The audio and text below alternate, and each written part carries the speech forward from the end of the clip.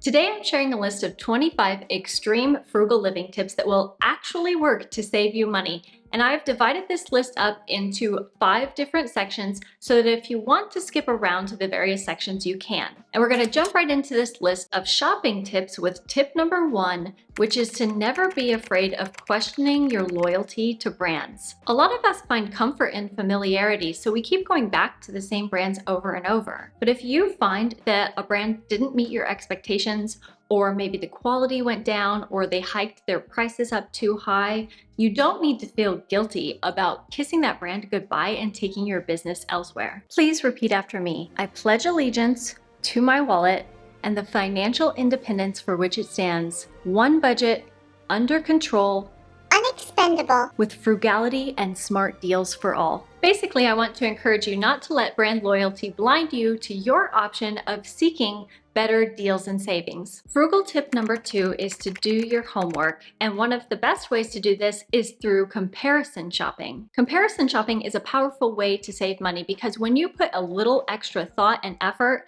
into researching products before you buy, instead of buying the first thing that pops up in your line of sight, you're not only less likely to experience buyer's remorse, but you're more likely to be able to find great deals or coupons that help you save even more money. Case in point, I was looking to buy a new pair of comfy flats to replace a 7-year-old pair of shoes that I had to declutter because they got completely worn out. So I went hunting around and I found a lot of comfortable flats, and I looked into things like sizing and fit and what verified buyers were saying about those items, as well as considered how they would fit with the clothes that I already had in my wardrobe. And then once I narrowed my choices down to the pair of shoes that I wanted to buy, I cross-checked that pair of shoes across various websites, and I found that I could get the exact same pair for almost $30 less on Zalando versus Amazon. And all it took was a few extra seconds of me typing into my laptop to be able to save $30 just like that. And this even works if you're already in the store, which brings me to my next point, which is to use price matching to save money. A lot of stores like Home Depot or Best Buy or Michael's Craft Store and tons of other stores offer something called price matching, where they try to meet or beat competitor prices in order to keep your business. So if you can bring in flyers or pull up the product that you're looking at in that store on a competitor's website and that price is better, a lot of times these stores will either try to give you the same deal or an even better deal. Number 4. Score deals by shopping secondhand. Secondhand shopping is a great way to save money, and you can either do this in person at places like thrift stores or flea markets, or you can use secondhand shopping apps like Poshmark or eBay. Secondhand shopping has saved me hundreds, if not thousands of dollars over the years, and I got this shirt over 5 years ago for $1 at Goodwill, and I got this pair of pants that was $140 originally for over 75% off at a local flea market. So there are definitely great deals to be found if you know what you're looking for. But what if you didn't have to spend money at all? What if there was a way for you to get stuff completely for free? As it turns out, there are plenty of ways to shop for free. One of the most popular methods is to join buy nothing or swap groups in your local area, which are places that people who either want to save money or be more sustainable go in order to either give away stuff that they no longer want anymore or find things that they need themselves completely for free. My favorite way to find groups like this is to run a search for buy nothing groups on Facebook, either by using your city or zip code, but you could also start your own group. Like if you know other people who also want to save money or be more sustainable, you could start a group for, say, homeschool moms who exchange homeschooling equipment back and forth together, or swap kids' clothing once they're outgrown amongst people in the group. And you can also research your local area's trash pickup days and walk or cruise around to see what people are leaving outside. And it's a great way to scoop up great stuff for free. Just make sure to check your local laws and regulations and always stay safe when you're doing this. The trick here is to only bring home things that you actually need, otherwise you risk turning your home into a hoarder's paradise, which is definitely a trap that I have fallen into in the past. Moving on to the beauty tips. Tip number 6 is to learn how to cut hair at home. And this is a frugal living hack that we've used for many, many years to save money on our kids' haircuts. And with a small upfront €30 investment, I was able to get the same hair cutting kit that I also owned back in the USA. And that small investment allows us to save over €600 every single year on kids' haircuts. Fair warning though, cutting hair at home can get rather messy, so we usually do it in the bathroom so that it's easier to sweep up the trimmings afterwards. Tip number 7 is to add eye drops to mascara. Did you know that you can extend the lifespan of your mascara by adding a drop or two of contact solution into the mascara to rehydrate it? This is a frugal living hack that I picked up from a comment from one of my subscribers here on my YouTube channel, and I tried it myself and it totally works. I always love to read about the creative ways that you save money, so as we go through this video, feel free to drop me your best extreme frugal living tips in the comment section down below so we can all help and inspire each other to explore new and exciting ways to save money. Tip number 8 is to just add water.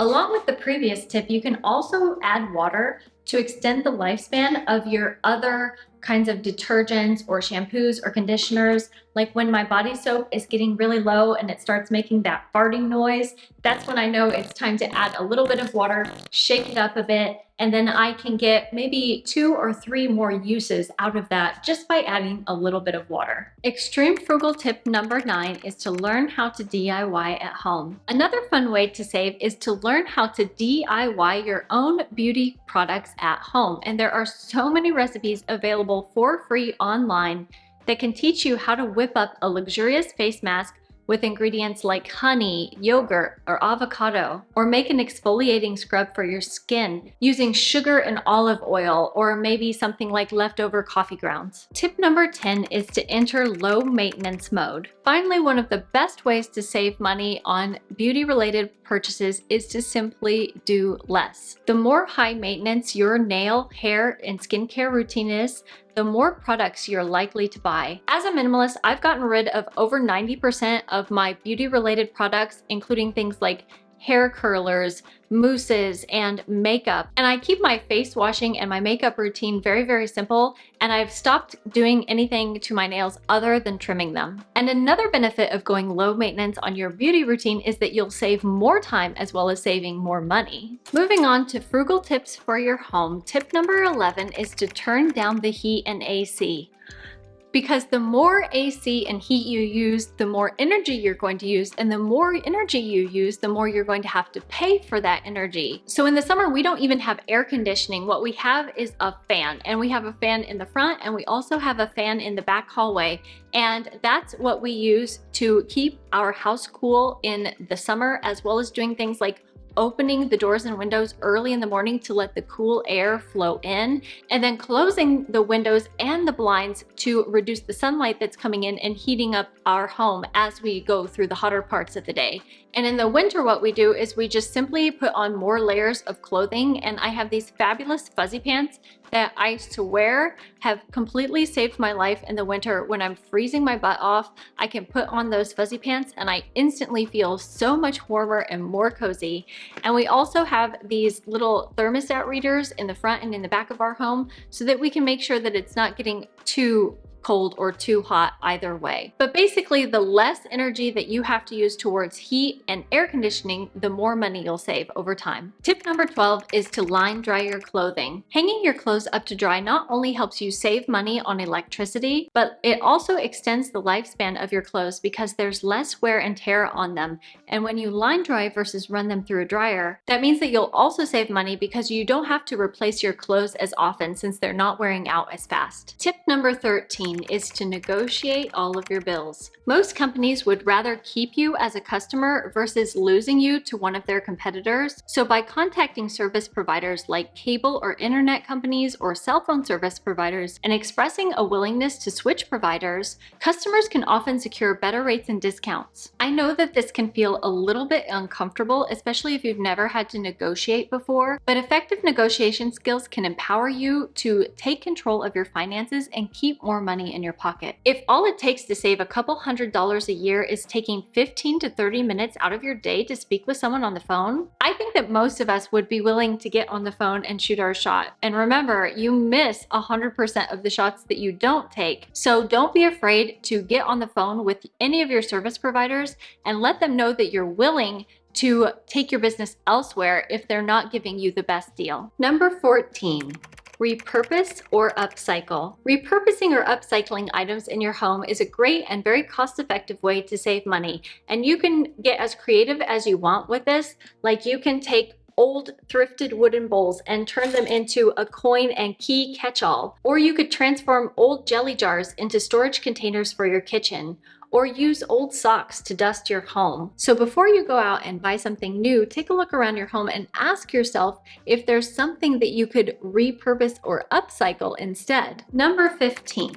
Reduce car expenses. According to one study, the average American household spends a total of $5,111 a month, and transportation is the second biggest expense after housing, at an average of $819 a month, which not only includes things like car payments, but also things like regular maintenance, auto insurance, and being able to gas up your car. So it makes sense that if you can reduce your car-related expenses, you will also cut down on a lot of reoccurring monthly expenses related to car ownership. We've done this by getting rid of our car altogether because we live in a big city with an excellent public transportation system, and a lot of things that we need are within walking distance. So we went car-free a year and a half ago, and that saved us a lot of money since then. But even if you don't live in a place where you can go completely car-free, you could experiment with downsizing your car usage and doing things like walking more or riding bicycles or carpooling with your coworkers to work. And another good way to save money on gasoline is to batch your errands together. So what that means is if you plan your outings strategically and group together multiple tasks in one trip, you can reduce the overall number of individual trips back and forth, which minimizes driving time, is more fuel efficient, and also cuts down on overall expenses related to driving. That brings us to the extreme frugal tips to save money on food. And number 16 is to create a meal plan. There are so many benefits to meal planning, and most of them will help you save money. Meal plans can help you plan your shopping trips around what's on sale and stay on budget when you actually go to the grocery store.